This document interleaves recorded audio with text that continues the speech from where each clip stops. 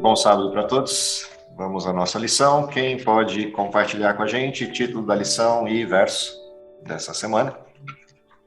Livres para descansar. Verso: O Senhor é a minha luz e a minha salvação. De quem terei medo? O Senhor é a fortaleza da minha vida. A quem temerei? Salmo 27, 1. Maravilha. A lição dessa semana é uma lição interessante como complemento da lição da semana passada. Lembram do título da semana passada? Se não, dá uma coladinha aí. Do que se tratava a lição da semana passada? Descanso, relacionamento e cura. Sabe que a gente tem uma sequência, né, de processos que vão se estabelecendo na lição e o autor vai, de alguma maneira, amarrando esses processos. Na semana passada e retrasada, falamos de uma estrutura que tem a ver com os processos relacionais, como derivação desses processos relacionais, os efeitos colaterais disso, que produzem alguns tipos de doenças de natureza emocional, e a lição de hoje fecha o circuito da mais grave dessas doenças de caráter emocional, derivada tanto da parte de degeneração do pecado, no sentido bioquímico humano, por ser uma doença de fato, quanto nos gatilhos dessa doença, que não necessariamente podem ser bioquímicos, podem ser gatilhos traumáticos de outra ordem. Então, a lição dessa semana fecha esse protocolo de cura, dizendo para a gente que é possível estar livre para descansar. E essa liberdade aparece em duas dimensões. Uma dimensão espiritual, uma dimensão emocional. Obviamente, com uma terceira via aparecendo na lição, deixando bem claro que em casos de que o processo dessa doença abordada na lição seja um processo também bioquímico, haverá uma terceira via, que é a capacitação que Deus deu aos médicos para orientar tratamentos para a recuperação da estabilidade desse processo bioquímico, para me colocar de novo na condição de aí poder buscar a estabilidade emocional e espiritual. Então, é um tripé, é um trio de elementos que aparecem na discussão dessa semana, fechando esse protocolo da cura, pontuando uma questão da cura como sendo uma libertação. E aí vem até uma questão meio pejorativa, que de vez em quando acontece, que é a alusão aos modelos do pentecostalismo moderno de libertação. Mas eu não vou entrar nesse mérito e nessa seara desse desenho. A ideia da libertação aqui na lição do autor é que, de alguma forma, os modelos emocionais que geram gatilhos, que podem se tornar, inclusive, problemas de natureza fisiológica, os modelos emocionais geram aprisionamentos, geram circuitos, loopings contínuos, né, círculos viciosos de repetição comportamental, e a gente nem sempre consegue sair deles. Aliás, muitas das vezes não conseguimos sair desse circuito fechado, desse círculo vicioso de aprisionamento emocional. E a lição dessa semana traz dois tipos de aprisionamento para a gente. O primeiro aprisionamento da lição traz uma memória de um texto, de um episódio da vida de Jesus, que é a cura de um paralítico.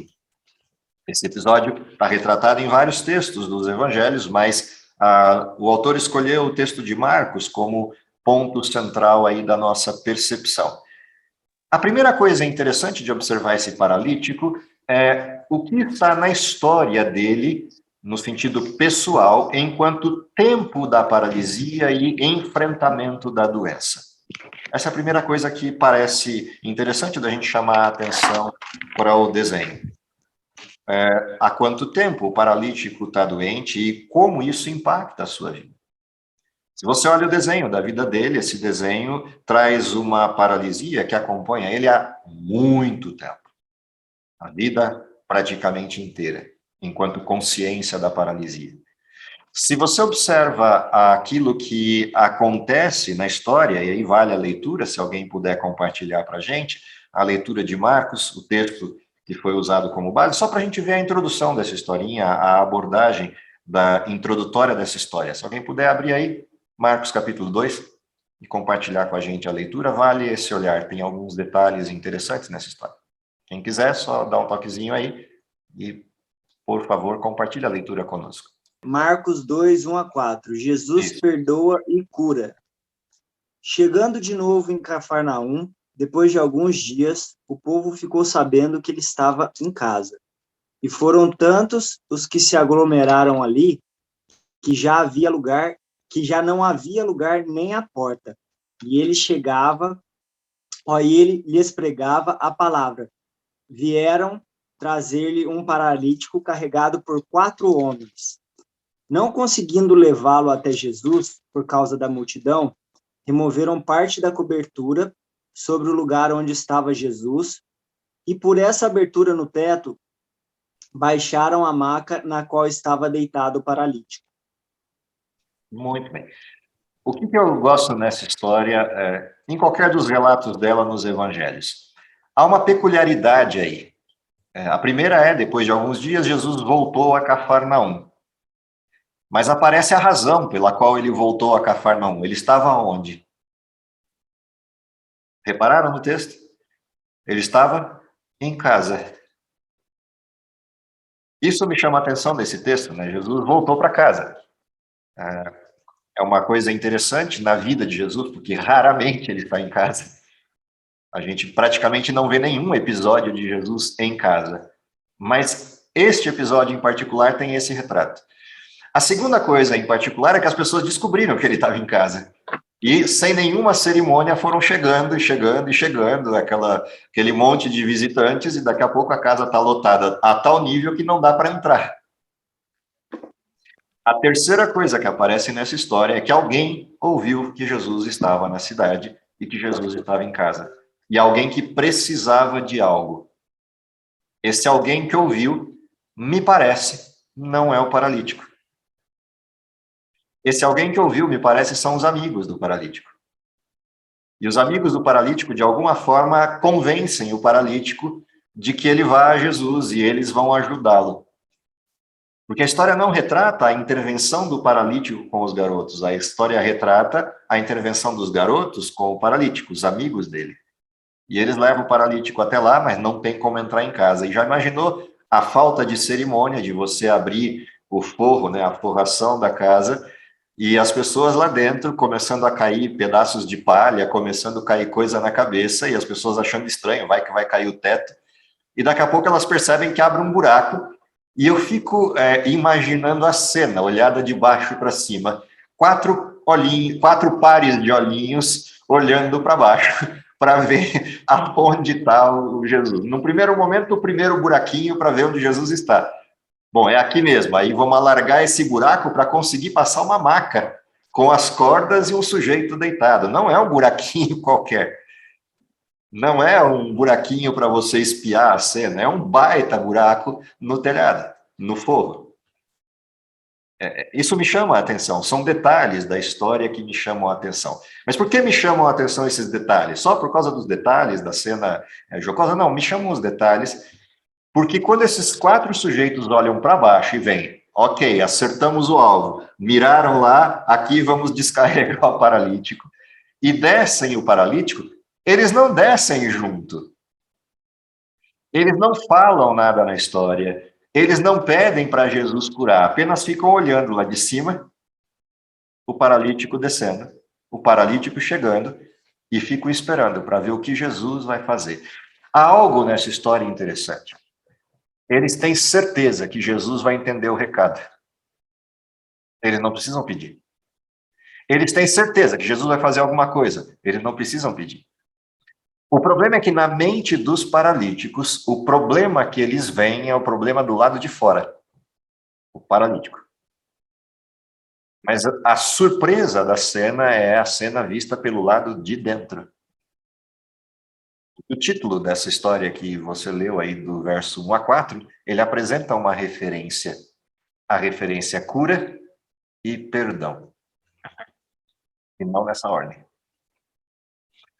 O interessante dessa história é que Jesus vira para o paralítico e olha para os sujeitos em cima, e um dos relatos dos evangelhos diz assim, e vendo-lhes a fé. Aqueles 4 pares de olhos lá no buraco aberto, expressaram para Jesus alguma coisa muito mais importante do que o pedido: cura o paralítico. Vendo-lhes a fé, aí ele faz o processo. O problema é que Jesus escolhe uma ordem pouco ortodoxa para esse milagre. Ele vira para o paralítico e faz o que ninguém espera. Ele vira para o paralítico e diz o quê? Teus pecados estão perdoados. E eu fico imaginando a plateia. O murmúrio inicial e a plateia. Mas do que se trata? Esse sujeito veio aqui, trazido assim, e ele vai simplesmente virar: estão perdoados os teus pecados. Qual é a parte dessa cena que tem a ver com livres para descansar? O paralítico não tinha um problema de paralisia, embora isso fosse autoevidente. O paralítico tinha um problema que ninguém sabia. Ele não era surdo. O paralítico tinha um problema que ninguém via. Ele não era surdo e nem cego. Ele via cada um dos olhares tortos das pessoas que passavam por ele e ficavam imaginando: quem pecou, esse ou seus pais, para que fosse assim? Ele via a fala das pessoas cochichando ao lado: que pecados tão graves deve ter cometido este ou seus pais para viver assim? E não uma, nem duas, nem três, mas uma vida inteira. Ele escuta pessoas e vê pessoas olhando torto e falando torto dos pecados que ele ou seus pais tenham cometido para ele ser paralítico. É disso que se trata a história do paralítico. E é por isso que Jesus escolhe começar de uma maneira pouco ortodoxa. Jesus pega a doença que aflige o paralítico e lhe dá descanso. Ele não cura a paralisia, ele cura o coração. A primeira expressão de doença que a lição dessa semana traz, que é um efeito direto do pecado, é a sensação de culpa, seja ela real ou imaginária, seja ela verdadeira ou seja ela fruto do impacto da acusação de alguém. O que esse paralítico tem como doença principal é essa sensação que a culpa lhe traz, mais do que a paralisia. Talvez ele quisesse ser curado da paralisia para que as pessoas parassem de olhar torto para ele, mas o problema principal dele não era a paralisia, era ter certeza se a paralisia era culpa dele. Ter certeza se a paralisia era culpa dos seus pais, ou se era só uma doença, fruto do pecado e não dele. Esse era o problema do paralítico. E Jesus enxerga o que nenhum olho, nem mesmo aqueles 4 que convenceram o paralítico de que Jesus estava ali, nem mesmo eles sabiam que o problema era esse. Jesus vira e diz: está perdoado. Entende o desenho? O interessante é o que acontece com a plateia. O que começa a ser conversado na plateia? Quem é esse sujeito? Quem é esse que se acha para poder perdoar pecados? E o que Jesus faz na sequência? Jesus cura um segundo grupo de pessoas. O milagre no paralítico é para curar as outras pessoas, não o paralítico, porque o paralítico já estava curado quando Jesus disse: perdoados estão os teus pecados. Ele podia voltar paralítico para casa e ele viver feliz o resto dos seus dias.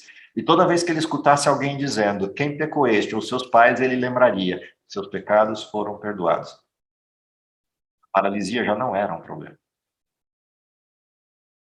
Quando Jesus cura o paralítico, a cura não é para ele. A cura é para os outros que distorceram a doença do paralítico. Porque a conversa foi: quem é esse para perdoar pecados? Quem é esse até para saber quais são os pecados que está perdoando? E aí Jesus vira para a plateia e lê o coração deles, lê as intenções da plateia e lê também uma parte da plateia que não estava ali de má fé, mas poderia ser conduzida para um caminho errado pela fala torpe daqueles escribas e sujeitos da lei que estavam sentados na plateia, buscando algum jeito de condenar Jesus. E ele vira para eles de forma bastante grave e diz: para que vocês saibam que o Filho do Homem tem poder para perdoar pecados. Aí ele vira para o paralítico e diz: pode andar. Mostra para eles que o que eu disse antes é verdade. Mostra para a plateia que a cura não era a paralisia. Mostra para a plateia que a cura que a plateia precisa é a mesma do paralítico. Só que o paralítico não tem culpa, mas a plateia tem. O paralítico, não tendo culpa, se convenceu do próprio pecado. A plateia, sendo culpada, se vê como perfeita e santa. Então, para que eles entendam que eles precisam se arrepender dos seus pecados e ser perdoados como você foi, levanta, vai para casa andando. E toda vez que alguém te encontrar, vai lembrar que os teus pecados foram perdoados. Essa é a história do paralítico, essa é a cura. Livres para descansar. Aquilo que produziu descanso para o paralítico, a partir daí produziu o que estava lá na lição 3, que é a inquietude na plateia.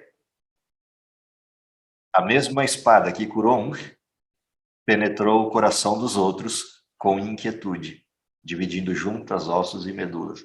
Essa expressão que tem na abordagem do que é a palavra de Deus, do que é a fala de Jesus, se materializou nessa história. A segunda história da lição é a história de um outro sujeito, esse bem diferente do paralítico. Diferente de paralisia por algum fenômeno, seja ela paraplegia, seja ela algum defeito nas pernas, seja ela tetraplegia, me parece mais paralisia de um modelo de um paraplégico na descrição, mas o fato é que o segundo sujeito tem um outro tipo de paralisia. Vou usar um termo sem nenhum ar pejorativo, a doença em si, mas só para ilustrar, o outro sujeito tem paralisia cerebral. Só que a paralisia cerebral dele não é no sistema motor, no sistema motriz de controle cerebral. A paralisia cerebral dele é no lobo frontal. Em algum momento ele perdeu a capacidade de enxergar a Deus. Em algum momento ele perdeu a noção das coisas, ele perdeu a noção da realidade, perdeu a fé. O interessante é que esse segundo sujeito, que está aí na história de Reis, né, que a gente leu na lição, ele passa por um episódio bastante curioso, uma série de episódios bastante curiosos na vida. Ele é um sujeito intrépido, um sujeito aguerrido, daqueles que parece até Paulo pregando o evangelho e entrando nos lugares e passando por cima de tudo e todos no sentido da proclamação do evangelho. A ponto de sair de onde está, entrar pelo palácio, ninguém ser capaz de impedi-lo de entrar no palácio, ele botar o dedo no nariz do rei e dizer: você é pecador, e por causa dos pecados de teus e do desvario de Israel, vai ter um problemaço aqui, que é seca. Vira as costas e vai embora e nem espera o rei falar.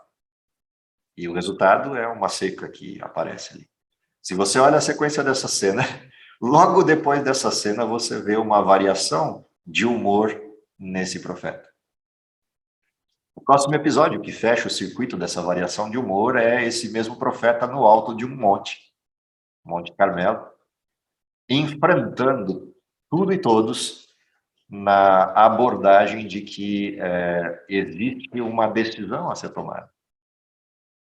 E é interessante porque essa história ela se conclui com o extermínio de todos os falsos profetas presentes naquela comunidade.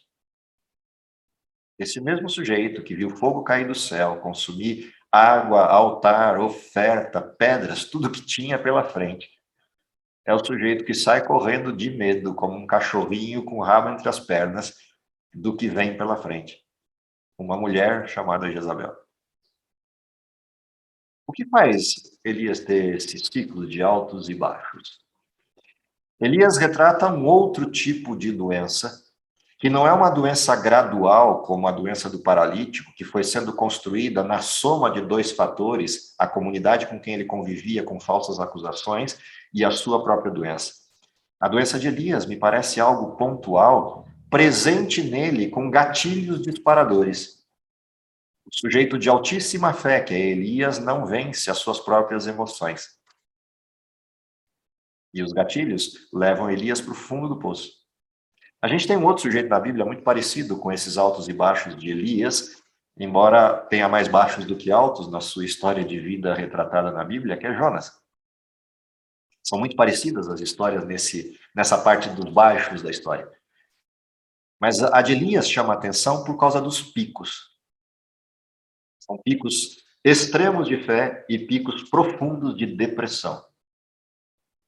Que talvez deixe de alguma forma, uma percepção.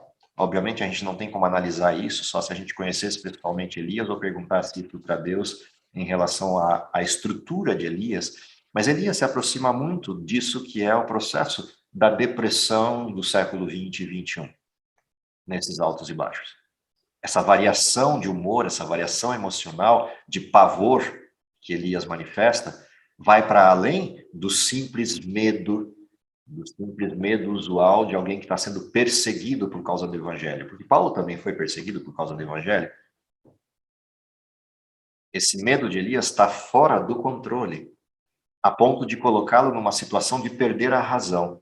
O que parece, e por isso a lição deve ter usado como ilustração, o autor da lição, essa história, porque ela realmente parece muito com o estado depressivo, na sua forma usual, que acontece hoje, nos nossos dias, com essa mescla entre algo que é, em certo sentido, emocional, com algum gatilho, mas, do outro lado, pode se tornar um processo bioquímico e até um hábito que nos torna presos a um ciclo vicioso. E Elias ficou preso a esse ciclo de altos e baixos. O interessante é que, obviamente, a gente está vivendo um período em que não há tratamento para a doença e Elias depende integralmente de Deus para isso. E aqui aparecem duas coisas importantes na história de Elias que vale a gente abrir um hiato, abrir uma pausa para olhar para essa história. Sim, é fato que existem questões emocionais e espirituais que podem nos conduzir a estados depressivos como gatilho. E depressões que não necessariamente se tornem bioquímicas, sejam apenas depressões de tristeza. Um estágio prévio à depressão real. E que, sim, esses estados podem ser minimamente corrigidos, realinhados, retrabalhados a partir de uma referência, de uma situação de referência de fé. Mas se você chegar no fundo do poço, a ponto de desejar a morte e não ter condições de se mexer, como estava Elias, nos dias atuais, a menos que Deus opere um milagre, como operou em Elias, porque era a única alternativa que ele tinha, você precisará de ajuda.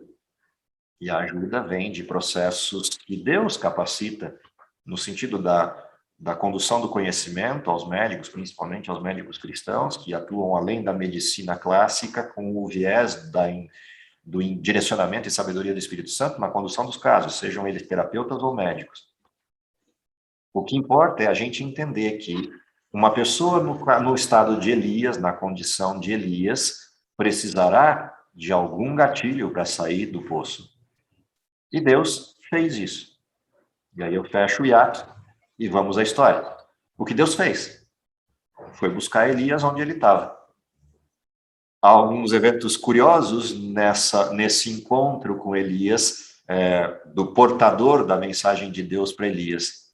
A parte mais curiosa, que sempre me chama a atenção na leitura de Reis 19, é o chacoalhão. Acorda, sujeito, vamos comer. Acorda de novo, sujeito, come mais. Essas duas coisas me chamam a atenção nessa história porque a concretude do texto, a forma concreta como esse texto bíblico retrata essa intervenção, né? Olha, acorda porque ali já tem o cheirinho subindo de um alimento que está recém-feito e preparado para você.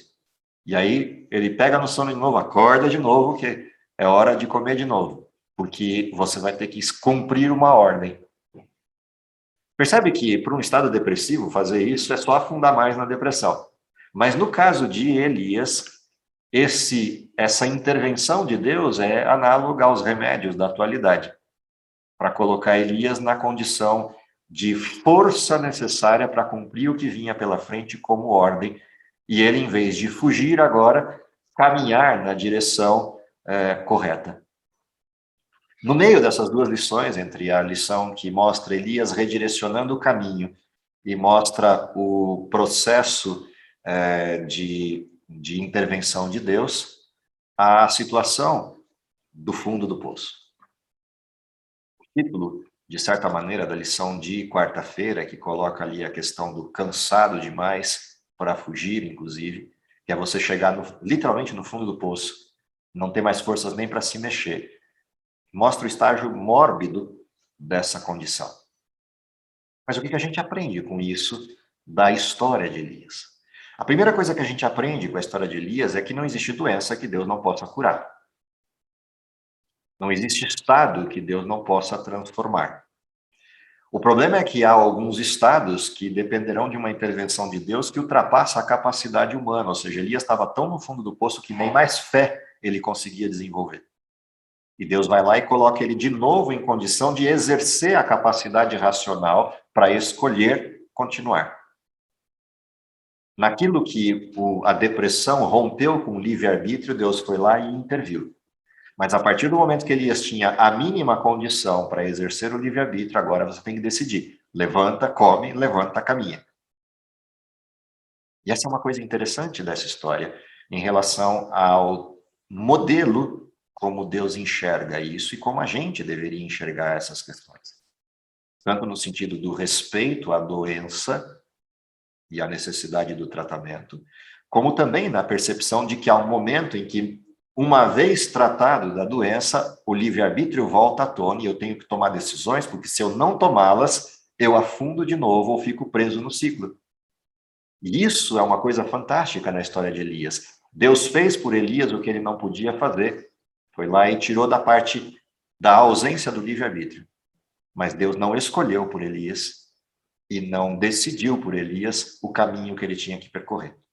Elias teve que se levantar e teve que correr. Teve que trilhar o caminho. E essa é a parte que conduz Elias para a parte última da história dele, a forma como a história se fechou, a forma como a história concluiu.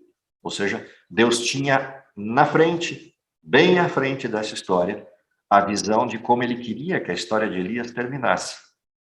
Mas isso dependia de Elias. A parte bonita dessa história é que Elias aprendeu a lição. Ele não aprendeu a lição de como sai da depressão, porque isso ninguém aprende. Você foi retirado de lá. O que Elias aprendeu foi como viver depois que saiu da depressão. Que ele não cai de novo. A próxima cena de Elias é ele ensinando a mesma coisa para um subalterno, um aprendiz. Qual é o fim da história de Elias? Ele caminha com esse aprendiz e o aprendiz percebe essas coisas na história de Elias. E chega uma hora que esse aprendiz ousa pedir para Elias uma coisa. Eu quero o que você tem, mas eu quero em dobro. Eu não quero no tamanho que você tem, eu quero em dobro. Eu quero porção dobrada do mesmo espírito que acompanhou você. Qual é a resposta de Elias? Só tem um jeito disso se cumprir. Se você estiver comigo, quando a outra parte da história terminar. E se vocês lembram da história, a história termina nas bordas do Rio Jordão, com uma capa tocando a água, o rio se abrindo e 2 sujeitos atravessando o Jordão. Mas voltam do Jordão, não 2, volta apenas 1, com a mesma capa. E o interessante é que esse um que volta com a mesma capa e passa pelo mesmo Jordão encontra os que ficaram do outro lado. Os futuros aprendizes da escola dos profetas. Essa transformação de Eliseu, ela começou lá atrás, porque Eliseu, por algum motivo presente na sua personalidade, estava caminhando numa direção perigosa quando ele recebe um convite. A direção perigosa é continuar preso aos gatilhos. Qual é a orientação do profeta para ele? O mesmo profeta que enfrentou gatilhos. Quebra tudo. Destrói tudo. E não se esqueça que o convite que você recebeu não admite uma resposta parcial. E o sujeito se despede e segue o profeta. Essas histórias mostram para a gente que existe um limiar entre o que o pecado produz em nós e que nos rouba a tranquilidade e paz, e a possibilidade resgatada em Deus do livre-arbítrio. Quando o texto diz livres para descansar, é porque existem essas 2 dimensões. Eu posso estar preso a algo do qual eu não consigo me libertar e Deus, e com todas as suas condições, pode me libertar disso. Seja pela ajuda das pessoas, seja por uma intervenção miraculosa do próprio Deus. Mas tem algo que Deus não faz por mim. É o próximo estágio dessa mesma liberdade. Nós somos responsáveis por escolher entrar no descanso de Deus. Ele nos coloca na condição de poder escolher, mas ele não escolhe por nós. E esse ciclo de lições que a gente estudou até a lição 8, porque a próxima lição que a gente vai ter para a próxima semana vai mudar esse ciclo para a direção do título principal, essa transição, esse momento de transição que a lição dessa semana faz, traz isso à tona. Livres para descansar implica também ser livres para escolher. O que eu espero é que, de alguma forma, a percepção disso nos dê o equilíbrio necessário, na forma bíblica da palavra equilíbrio, né, entre duas coisas boas, escolher a melhor, que o equilíbrio que vem dessa percepção, compreensão adequada, tanto daquilo que Cristo faz por nós, quanto daquilo que o pecado faz conosco, para a gente ser justo com as coisas em todas as dimensões delas, nos provoque para a gente entender isso e lutar com todas as nossas forças para, primeiro, permanecer com Cristo, segundo, entender que existem coisas que geram gatilhos, ciclos viciosos nos quais nós nos metemos e que dependem de uma decisão firme de cada um de nós nesse enfrentamento. Sim, Deus promete fazer tudo aquilo que está além da nossa possibilidade, mas Ele não fará aquilo que nós mesmos precisamos fazer. Eu termino com um texto de conclusão que a própria lição traz, que é o texto que está num compêndio chamado Lugares Celestiais, de Ellen White, página 120, que é a introdução da lição de sexta-feira. Diz assim: com a contínua mudança de circunstâncias, vem mudanças também em nossa experiência. Por essas mudanças, ficamos frustrados ou deprimidos, mas a mudança de circunstâncias não tem poder para mudar a relação de Deus conosco. Ele é o mesmo ontem, hoje e eternamente, e pede-nos que tenhamos incondicional confiança em seu amor. Aqui há um binômio fantástico que resume tudo o que eu tentei retratar dessas duas histórias. A primeira parte desse binômio é, sim, há situações que nos colocam numa condição tão baixa, tão difícil, que se torna impossível para nós alguma coisa, mas a certeza é que Deus não tem impossíveis. Deus não nos abandona. Essa é a primeira parte desse binômio. A segunda parte desse binômio está na última parte do texto. Para que isso seja verdade, ele pede uma coisa só de nós: confiança incondicional. Essa é a confiança dos garotos que pediram a cura para o paralítico. Essa é a confiança do paralítico quando ouviu Jesus falar: toma a cama e anda, sem nunca ter andado. Essa é a confiança que Elias teve que ter quando, mesmo naquela condição, já recuperado da primeira fase do estágio que foi o milagre de Deus, Deus vira para ele e fala: corre, tem uma missão. Confiança incondicional em Deus. É a confiança da pessoa que alimentou o profeta na condição de ausência de farinha e de ausência de azeite na botija. É a condição de confiança incondicional. Que Deus nos ajude para que isso seja a nossa realidade, da compreensão plena desses temas, da compreensão plena de tudo isso que a gente foi provocado a pensar desde a lição 3 até a lição 8, e que isso de alguma forma produza em nós uma vida de confiança, uma vida leve, apesar dos pesos e mudanças das circunstâncias que esse mundo continuará impondo. Na frase de Jesus, continuaremos tendo aflições, mas podemos ter bom ânimo, desde que confiemos incondicionalmente nele. Que Deus abençoe vocês, que Deus me abençoe, para que a gente trilhe o nosso caminho com essa possibilidade, com essa condição toda que Deus nos provê. É o que eu espero para todos nós. Vamos orar? Querido Pai que está nos céus, te agradecemos pelo dom da vida, te agradecemos porque, apesar das circunstâncias que vivemos, das dificuldades impostas por esse mundo, as perdas que temos, podemos ter a confiança de que o Senhor supre todas essas necessidades e supre toda essa tristeza e desgraça, fazendo no nosso coração um lugar de paz, um lugar de conforto, um lugar de contentamento e principalmente um lugar de esperança. Dá, Senhor, que essa esperança se amplie em nosso coração e tire toda e qualquer confusão e medo, e, acima de tudo, isso renove a nossa percepção de que vivemos um tempo peculiar de história e que em breve poderemos vê-lo face a face. Tudo isso te pedimos, confiando nos méritos de Cristo, e em nome dele que oramos. Amém.